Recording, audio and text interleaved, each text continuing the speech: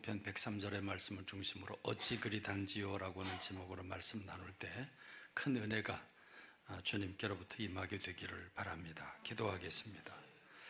하나님 아버지, 은혜와 사랑을 감사합니다. 이 시간에 말씀 받기를 원합니다. 종의 몸, 마음, 생각, 육체를 다스려 주셔서 주님의 도구로 써주시고 모든 성도님들의 마음을 하나로 묶고 말씀으로 하나 되게 하옵소서. 말씀이 우리를 가르쳐 주시고 깨닫게 하시고 기쁘게 하시고 행복하게 하시며 그 말씀 우리를 하나님의 나라로 이끌어 가게 하옵소서. 예수님의 이름으로 기도합니다. 아멘. 여러분, 성경 전체는 66권으로 되어 있죠. 그리고 1189장으로 구성되어 있습니다. 이 1189장 가운데 가장 짧은 장이 있습니다. 시편 117편이죠. 이 117편은 딱 두 절로 되어 있습니다. 그러니까 두 절만 읽어도 한 장 읽은 게 되는 거죠. 그런데 오늘 우리가 읽을 본문의 말씀, 이 본문의 말씀은 시편 119편, 이 119편은 성경 가운데서 가장 긴 절을 소유하고 있고 분량이 가장 깁니다. 176절로 구성이 되어 있죠. 그러니까 이 한 장만 읽으면 다른 성경 서너 장 읽은 것 같은 폭이 됩니다. 그런데 오늘 우리가 함께 이 시편 119편을 함께 나눠볼 텐데요. 시편은 신앙의 선배들, 다윗을 비롯해서 또는 솔로몬이든지 모세든 또는 아삽이라든지 고라 자손이라든지 등 여러 신앙의 선배들이 인생을 살다 보면 희로애락에 많은 감정들이 있죠. 사건들이 있습니다. 기쁠 때 하나님 앞에 찬양하고 감사하고, 또 슬플 때, 낙심에 빠질 때, 전쟁에서 또는 사고는 아주 극한 위기 속에 빠질 때, 그럴 때 그 불안하고 답답한 마음을 꾸밈없이 원망도 하고 불평도 하면서, 그러면서 하나님을 향해 몸부림치는 신앙 고백을 한 것이 그게 시편입니다. 이 시편의 절반이 넘는 부분을 다윗이 기록을 했죠. 그런데 이 시편 119편을 우리가 함께 나눠볼 텐데, 이렇게 시편 전체가 성도들에게 마음에 와닿는 것은 그들이 꾸밈없이 슬프고 기쁘고 감사하고 어렵고 낙심되고 좌절될 때 있는 그대로 하나님 앞에 토로하는 기도나 찬양을 드렸기 때문에 마음에 와닿습니다. 그런데 누가 기록을 했는지를 알면 더 감동이 되죠. 예를 들면 다윗이 밧세바를 범한 뒤에 죄를 회개하지 않고 답답해하고 괴로워하는 마음, 그 배경을 알고 읽으면 훨씬 교감이 되죠. 또 그 굴 속에 숨어져 있는데 그 굴 속에 숨어 있을 때 목숨이 경각에 달려있는 그런 순간에 하나님 앞에 애절하게 기도하는 걸 우리가 상상하면서 읽으면 훨씬 더 은혜가 되지요. 그런데 시편 119편은 176절이라는 긴 분량으로 되어 있음에도 불구하고 저자가 누구인지 모릅니다. 작자 미상이죠. 그래서 배경을 전혀 알 수가 없습니다. 그 사람을 알면 그 사람 그런 사건이 있었지, 그 사람 배경은 이렇지, 그러면서 읽으면 훨씬 도움이 되는데 이 작자가 누군지 모릅니다. 누군지 모르기 때문에 우리는 그냥 시편 기자 이렇게 얘기를 하죠. 기자라고 하는 말은 기록한 사람이라는 뜻이죠. 그래서 시편 기자, 시편 119편을 기록한 시편 기자가 누군지 전혀 모르기 때문에 우리는 시편 119편의 내용만 가지고 판단할 수밖에 없습니다. 그런데 이 시편 119편은 굉장히 깊죠. 특별히 하나님의 말씀, 성경에 대한, 하나님의 말씀에 대한 아주 뜨거운 열정을 가지고 있습니다. 독일어 성경에서는 이 시편 119편을 이렇게 표현하죠. 하나님의 말씀에 대한 찬양과 사랑, 말씀의 능력과 활용에 관한 그리스도인의 황금 입문서다, 이렇게 시편 119편을 평가했습니다. 그렇습니다. 시편 119편을 우리가 읽어보면 하나님 말씀에 대한 뜨거운 열정, 하나님 말씀에 대해서 어떤 생각을 품고 그 말씀이 나를 어떻게 이끌어가고 있는가에 대해서 아주 깊이 알 수 있습니다. 저도 길지만 가장 좋아하는 장이기도 합니다. 오늘 저는 여러분과 함께 시편 119편에 있는 말씀의 비밀, 특별히 이 시편 기자가 하나님 말씀에 대해서 어떤 생각을 했고 그것이 오늘 저와 여러분들에게 무슨 관계가 있는지, 그래서 우리가 어떻게 말씀을 대해야 되는지, 이런 부분에 대해서 여러분과 함께 나누기를 원합니다. 첫 번째로 시편 기자는 이 시편 119편을 기록한 시편 기자는 하나님의 말씀에 대한 특별한 가치를 가지고 있었습니다. 이 시편 기자는 하나님의 말씀을 진리요, 의라고 표현하고 있습니다. 151절에 보면 주의 모든 계명들은 진리입니다, 이렇게 고백을 하고, 160절에 보면 주의 말씀의 강령은 진리이오니 주의 의로운 모든 규례들은 영원합니다. 그래서 하나님의 말씀은 진리다, 의다, 이렇게 말하고 있습니다.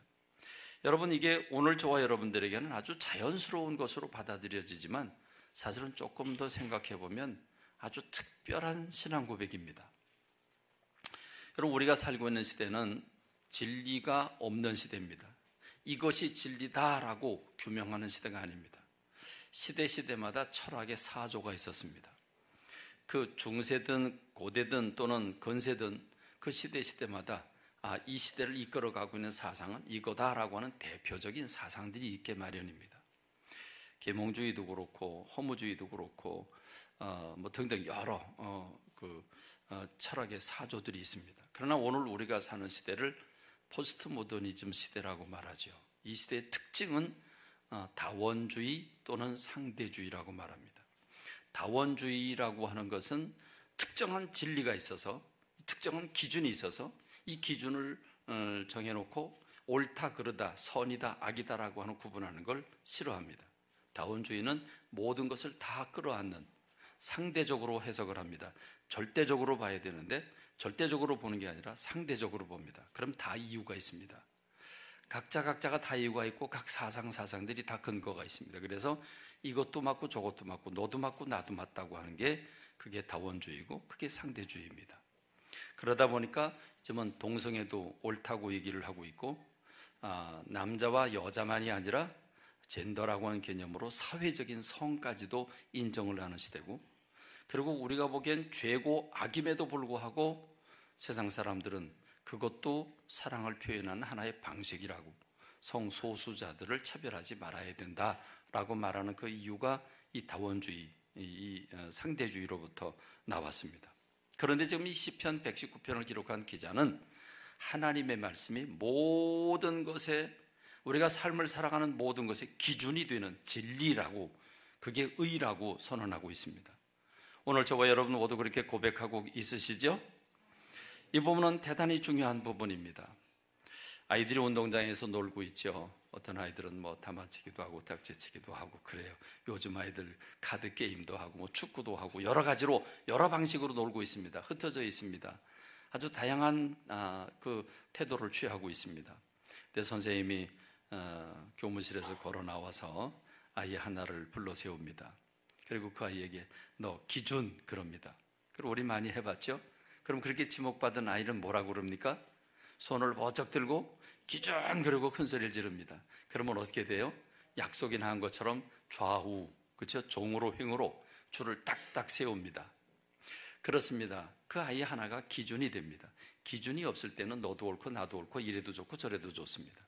그런데 기준을 하나 딱 세워놓으니까 그 아이를 중심으로 해서 좌우 사방으로 질서가 펼쳐지게 됩니다. 그렇습니다. 오늘 이 혼탁한 세상에 시편 기자는 하나님은 모든 삶의 기준이라고, 그분이 진리라고, 그분이 의라고, 이렇게 하나님의 말씀이 진리라고 고백하고 있습니다. 이 진리라고 고백한 하나님의 말씀은 나에게 얼마나 소중한가? 그 말씀은 나에게 생명을 제공하는, 나를 살리는 말씀이라고 고백합니다. 93절에 보면 내가 주의 법도들을 영원히 잊지 아니하오니 주께서 이것들 때문에 나를 살게 하심이니이다 그랬습니다. 이걸 세번역 성경으로 읽어보면 주님의 법도로 나를 살려주셨으니 내가 그 법도를 영원히 잊지 않겠습니다. 또 공동번역, 가톨릭과 합해서 같이 번역한 공동선역은 계명들을 주셔서 살려주셨으니 죽어도 그것을 아니 잊으리이다 이렇게 고백하고 있죠. 다시 말하면 여러분, 우리는 성경 말씀을 가리켜서 생명의 말씀이다 이렇게 얘기를 합니다. 오늘 이 시편 기자가 성경 말씀은 생명의 말씀이라고 고백하고 있는 겁니다. 왜 그렇습니까? 오늘 우리가 성경을 읽지 않으면 내가 죄인인지를 모릅니다. 세상 사람들, 교회 밖에 있는 성경을 모르는 사람들은 내가 죄인임을 전혀 모릅니다. 교회마다 우뚝 십자가가 솟아있지만 십자가가 왜 있는지 모릅니다. 그런데 우리는 성경을 보고 성경 말씀을 통해서 내가 죄인임을 깨닫고 하나님께서 어린아기 모습으로 이 땅에 오셔서 내 죄를 짊어지시고 십자가에서 죽으셨다고 하는 사실을 깨닫고 알고 그걸 믿고 그래서 내 생명의 주인으로 고백을 합니다. 그럴 때 우리는 죄로 죽었던, 허물로 죽었던 저와 여러분들이 예수 그리스도의 보혈로 다시 새 생명을 얻고 태어나게 되는 줄로 믿습니다. 우리는 이것을 가리켜서 거듭남 또는 중생 이렇게 얘기를 합니다. 그렇습니다. 그래서 시편 기자는 구원받은 사람이라고 하는 걸 우리가 알 수 있습니다. 이 시편 기자는 한마디로 하나님의 말씀이 절대적인 진리일 뿐만 아니라 하나님 말씀이 나를 죽음에서 구원한 생명의 말씀이라고 하는 사실을 고백하고 있습니다. 그러니 그 시편 기자에게 있어서 하나님의 말씀은 금은보다 더 귀합니다. 그래서 72절에 주의 입의 법이 내게는 천천 금은보다 좋습니다. 127절에 그러므로 내가 주의 계명들을 금 곧 순금보다 더 사랑합니다. 이렇게 고백을 하게 됩니다. 우리는 재물, 땅이든 집이든 재물에 대한 소중한 가치를 얘기하는데 이 시편 기자는 금은보다 더 말씀이 좋을 뿐만 아니라 그 말씀 자체가 내 인생이고 그 말씀이 내 재산이고 소유라고 선언하고 있습니다. 56절 57절에 보면 내 소유는 이것이니 곧 주의 법도를 지킨 것입니다. 여호와는 나의 분깃입니다 라고 고백하고 있습니다. 하나님의 말씀을 지키며 사는 것, 그래서 그 하나님 말씀을 지키며 살아갈 때 하나님께서 나와 관계를 맺고 부으시고 상 주시고 면류관 주시고 영원한 생명 주시는 그 비밀을 깨닫고 나니까 움직이는 세상 물건이 세상 재산이 내게 아니라 하나님의 말씀이 가장 영원하고 확실한 재산이라고 하는 것을 깨닫게 되는 겁니다. 시편 기자에게 있어서 이런 하나님의 말씀이 이렇게 진리이고 의가 되고 생명이 되고 또 금보다 귀하고 또 내 재산일, 말씀이 재산일 뿐만 아니라 내 인생 자체가 그 말씀에 의해서 세워진다고 하는 사실을 깨달았기 때문에 이 말씀은 이 시편 기자에게 많은 유익을 제공합니다. 이 시편 기자가 고백을 하죠. 하나님 말씀은 나의 삶을 얼마만큼 풍성하게 하고 얼마만큼 내 삶을 유익하게 하고 있는가를 그는 시편 119편 안에서 고백하고 있습니다. 11절 말씀을 보면 내가 주께 범죄하지 아니하려 하여 주의 말씀을 내 마음에 두었습니다. 또 24절의 말씀을 보면 주의 증거들은 나의 즐거움이요 나의 충고자입니다 이렇게 얘기를 합니다.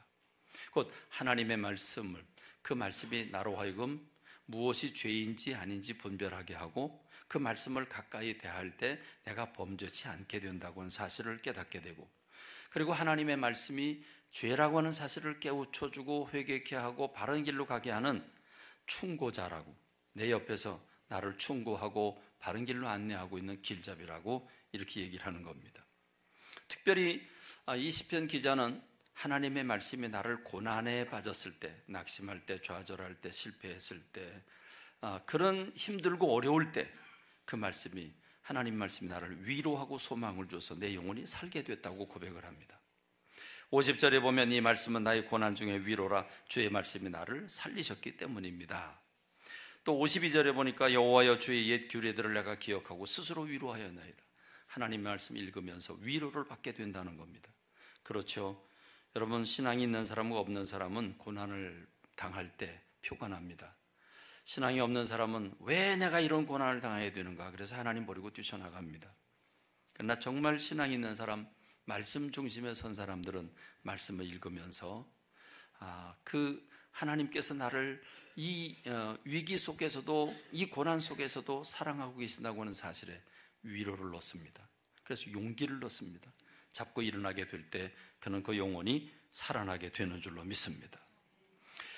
특별히 이 시편 기자는 하나님의 말씀은 내게 지혜를 제공해 준다고 가르쳐 줍니다.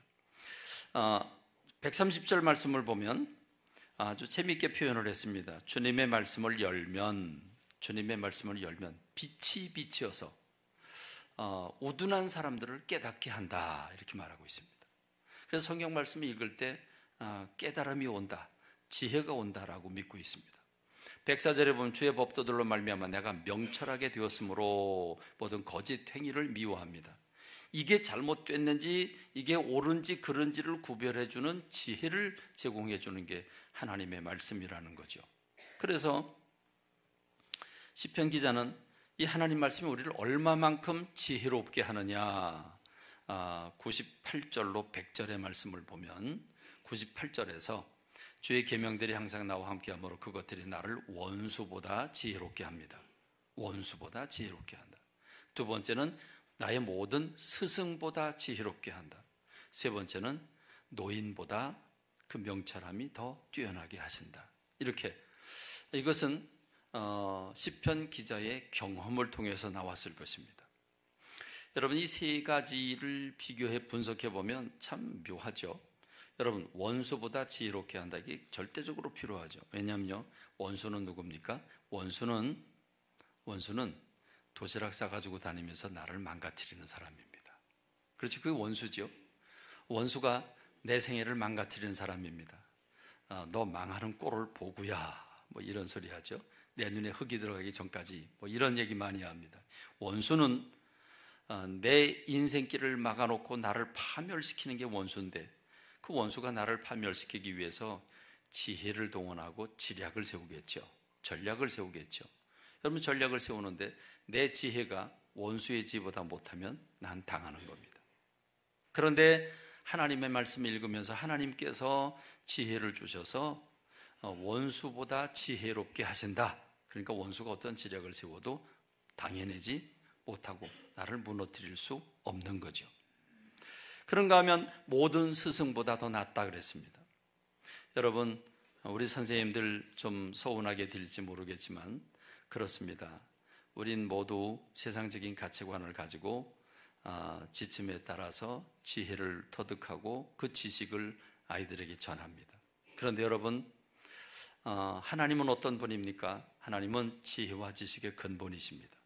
하나님의 말씀 속에는 우주 만물을 지으신 하나님의 지혜와 지식이 가득 차 있습니다. 그러므로 우리가 성경 말씀 속에 빠져들어가고 성경 말씀 속으로 우리가 성경 말씀이 우리를 인도하게 할 때 하나님의 지혜와 지식과 그 지혜가 우리를 다스려 모든 스승보다 낫게 한다, 이렇게 표현하고 있는 겁니다. 여러분, 누군가 이런 얘기를 했죠. 노인은 왜 위대한가? 노인은 위대하다.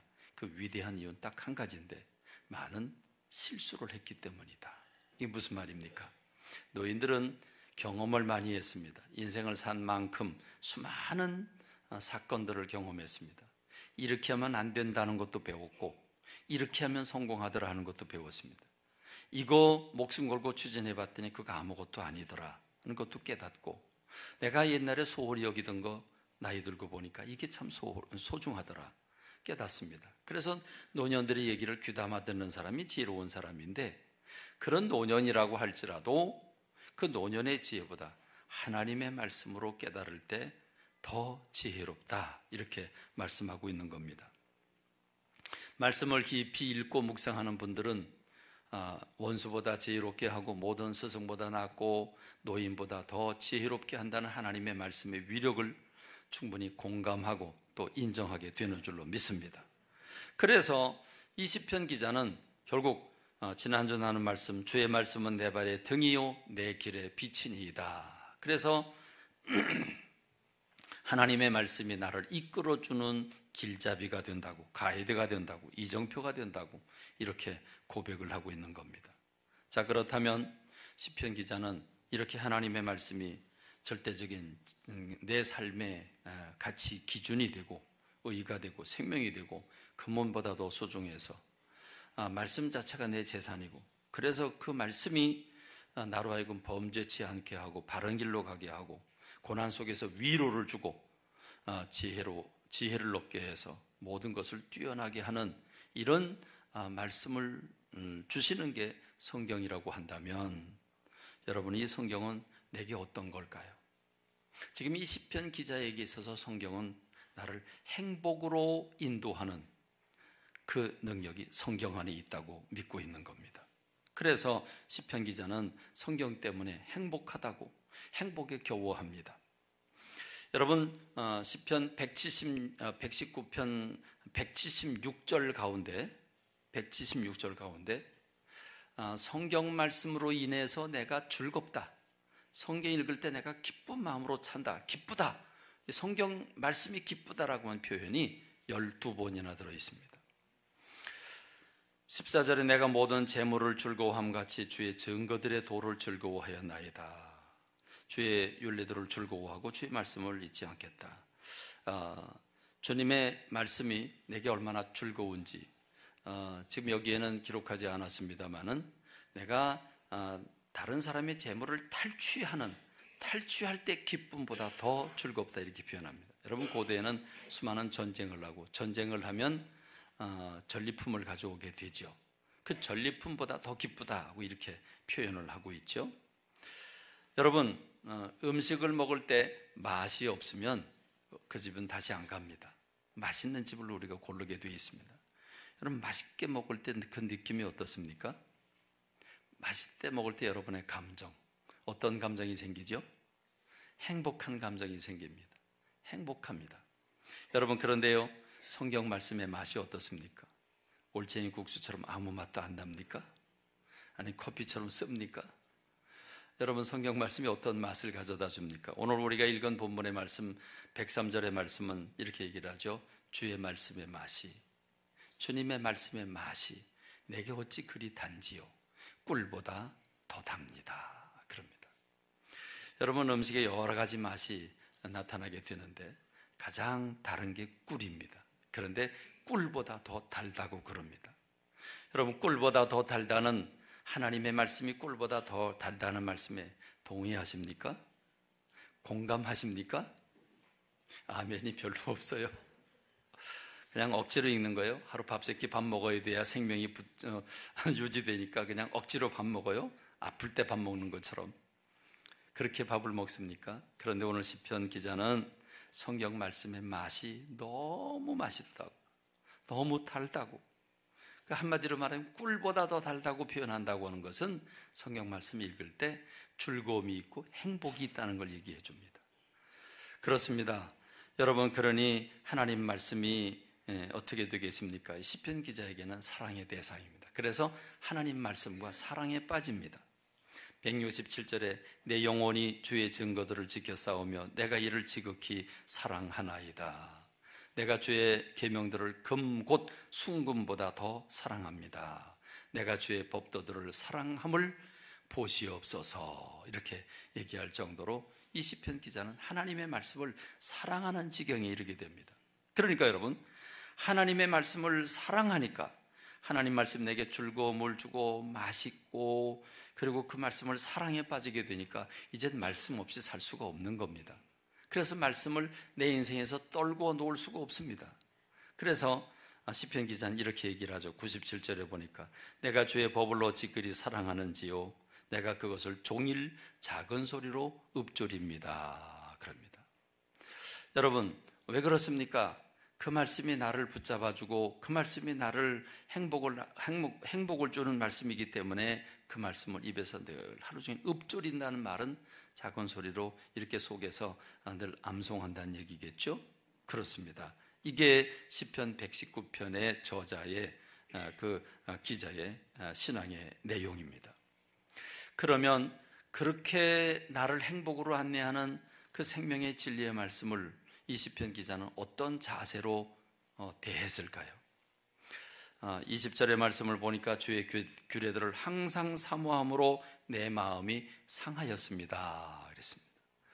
여러분, 내 마음이 상하였다 말합니다. 그러니까 사모하는데, 너무너무 사모하는데 그 연인이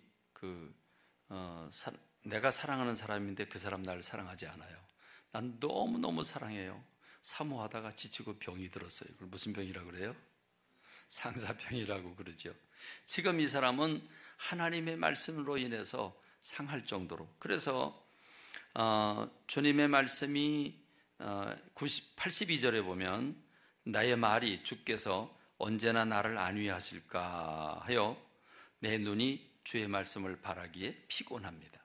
눈이 피곤할 정도로 성경 말씀을 읽었다는 거죠. 주님의 위로를 받으려고 눈이 피곤하도록, 여러분 눈이 피곤하도록 여러분이 보시는 게 뭔가요? 여러분 눈이 피곤하도록 하시는 게 뭔가요? 시편 기자와 좀 비교가 되지요. 그는 하나님의 말씀을 전심으로 찾았습니다.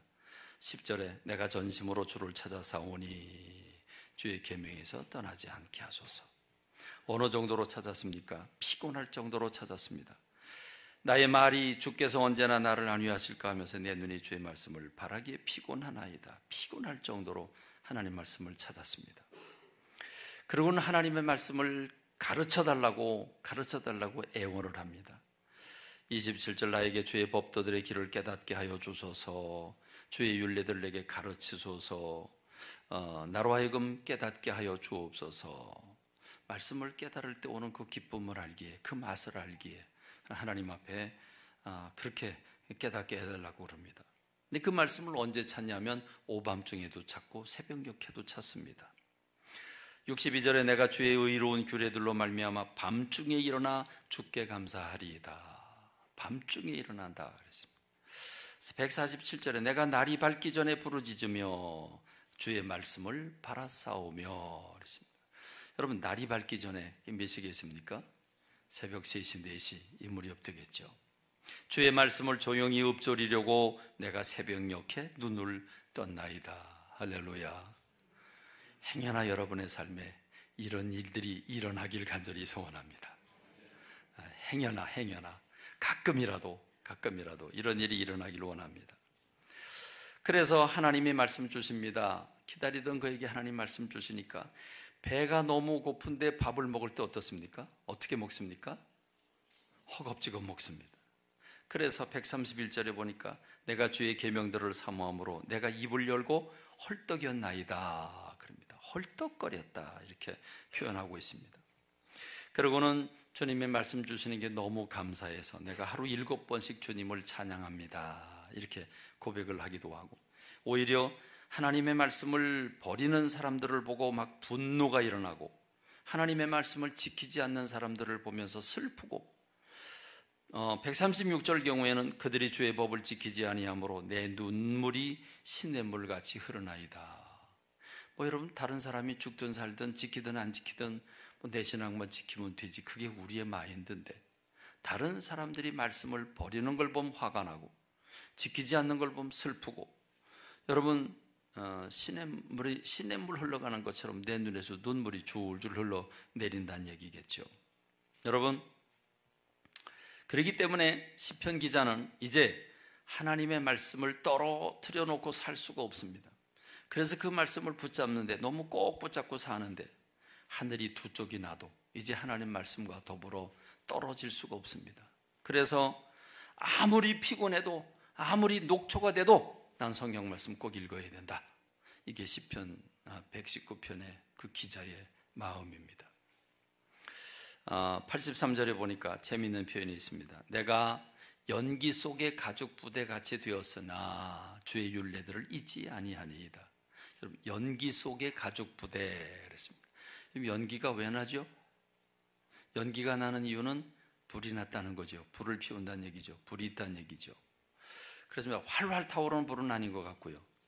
연기 속에 가죽 부대같이 되었다. 여러분 지금 불이 피어오르기 시작하는데 거기 연기도 같이 나는데 그 연기와 불을 쬐는 가죽 부대는 어떻게 됩니까? 어떻게 됩니까? 쭈글쭈글해지게 되겠죠. 그럼 이게 무슨 말입니까? 내가 지금 녹초가 됐다는 말이죠. 그렇죠? 내가 지금 녹초가 됐다는 말입니다. 내가 녹초가 되었지만 주님의 율례들을 잊지 않겠습니다. 이렇게 고백하고 있습니다. 여러분 이 시편 기자만큼 피곤하십니까? 이 시편 기자만큼 바쁘십니까? 근데 시편 기자는 그럼에도 불구하고 나는 말씀을 놓지 않았다라고 말합니다. 환난과 우환이 찾아와도 나는 말씀을 붙잡겠다. 143절에 환난과 우환이 내게 미쳤으나 주의 계명은 나의 즐거움입니다. 109절에 보니까 죽을 지경이 됐는데도 불구하고 나의 생명이 항상 위기에 있사오나, 여러분 생명이 위기에 놓였다는 얘기는 지금 죽을 위기가 찾아온 거죠. 죽을 지경이 된 겁니다. 그럼에도 불구하고 나는 주의 법을 잊지 않겠습니다. 이 시편 기자는 이렇게 신앙 고백을 합니다. 나는 조롱과 핍박이 온다고 할지라도, 시댁에서 오거나 직장에서 오거나 어떤 핍박이 올지라도 나는 말씀을 붙잡겠다고. 51절에 교만한 자들이 나를 심히 조롱하였어도 나는 주의 법을 떠나지 아니하였나이다. 23절 고관들도 앉아서 나를 비방하여 싸우나 주의 종은 주의 율례들을 작은 소리로 읊조렸습니다. 157절 나를 핍박하는 자들과 나의 대적들이 많으나 나는 주의 증거들에서 떠나지 아니하였나이다. 여러분, 우리가 고난이 오고 피곤하고 여러분 이러면 우리가 성경에 있는 일을 뒤로 미루거나 여러분 이럴 텐데, 오늘 이 시편 기자는 절대로 타협하지 아니하고 그 말씀을 꼭 붙잡고 있음을 우리가 보게 됩니다. 그리고 그는 그 말씀을 실천에 옮기려고 몸부림을 칩니다.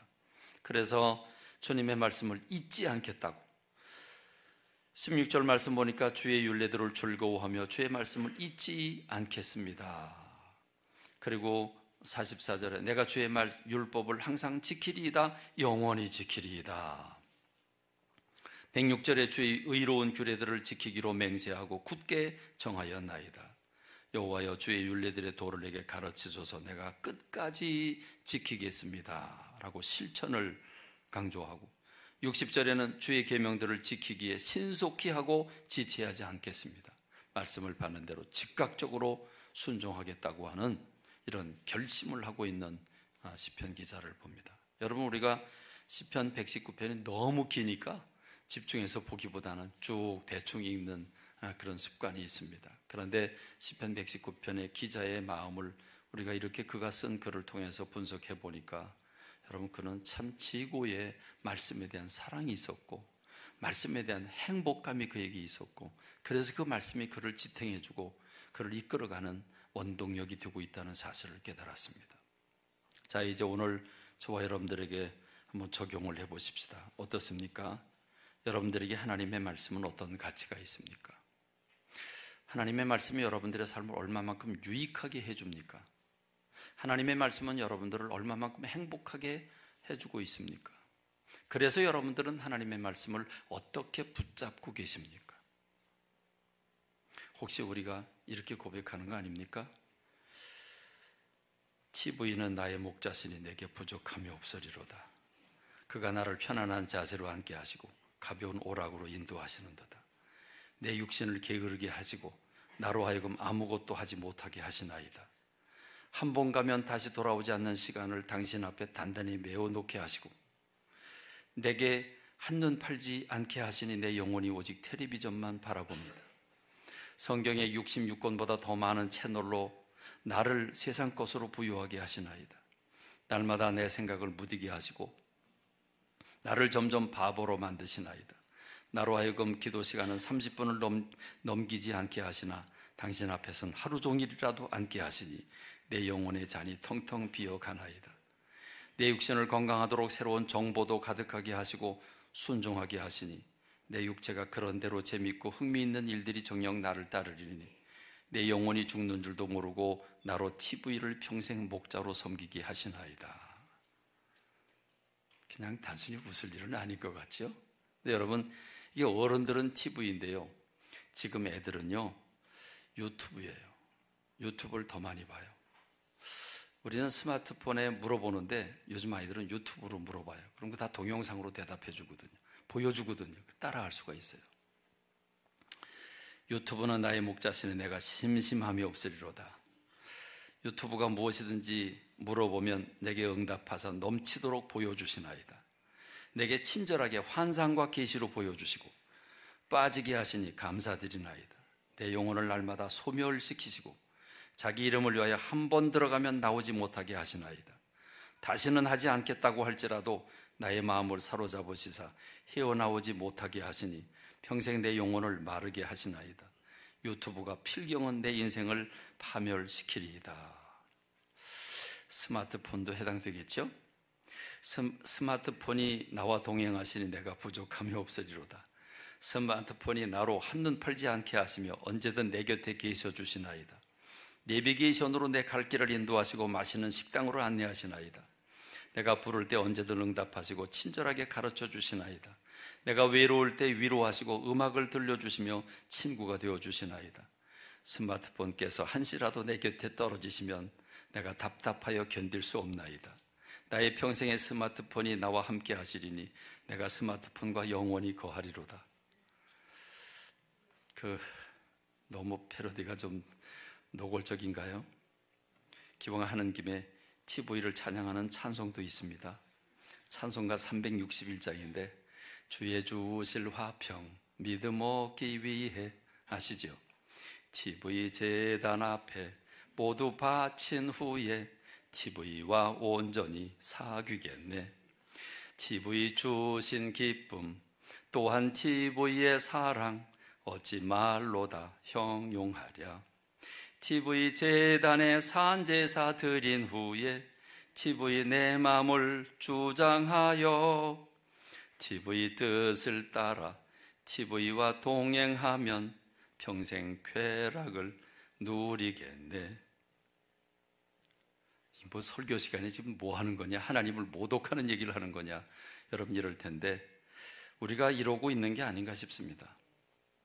시편 기자는 119편 기록하면서 정말 말씀을 향한 애절한 마음과 그 말씀이 나를 생명으로 인도하고 행복으로 인도하는데, 그래서 그 말씀을 놓을 수가 없는데 어떤 위기 속에서도 아무리 피곤해도 그 말씀을 붙잡고 살기려고 몸부림을 치는데, 오늘 우리는 애나 어린이나 TV든 또는 스마트폰이든 또는 유튜브든 또는 게임이든 또는 술이든 여러분 우리가 이런 걸 놓지 못하고 그 속에 빠져 있는 건 아닙니까? 오늘 연초를 맞으면서 저와 여러분들이 말씀이 여러분을 생명으로 행복으로 안내하고 이끌어주는 말씀이 되기를 주님의 이름으로 축원합니다. 기도하겠습니다. 하나님 아버지, 은혜와 사랑 감사와 찬미를 주님 앞에 돌립니다. 우리들 모세인데 사랑해 주셔서 이처럼 주님 앞에 달려나와 예배드리며 우리 영혼을 살리려고 오늘 시편 기자의 삶을 우리에게 보여주셨습니까? 하나님, 누가 기록했는지 알 수 없지만 그가 얼마나 주님을 사랑했는지, 하나님의 말씀으로 인해서 얼마나 유익하고 풍성한 삶을 살았는지 우리에게 보여주고 있습니다. 하나, 우리로 말씀으로부터 한눈 팔지 않게 해 주시옵소서. 바쁘고 피곤하다는 이유로 말씀 읽는 일을 게을리하지 않게 하여 주시옵소서. 말씀이 내게 즐거움을 주고 맛을 가져다 주고 행복을 가져다 주는 행복 자체가 되게 하여 주옵소서. 그 말씀이 나를 하나님의 나라로 생명으로 이끌어가는 능력의 말씀이 되기를 원하옵고 예수님의 이름으로 기도하옵나이다. 아멘.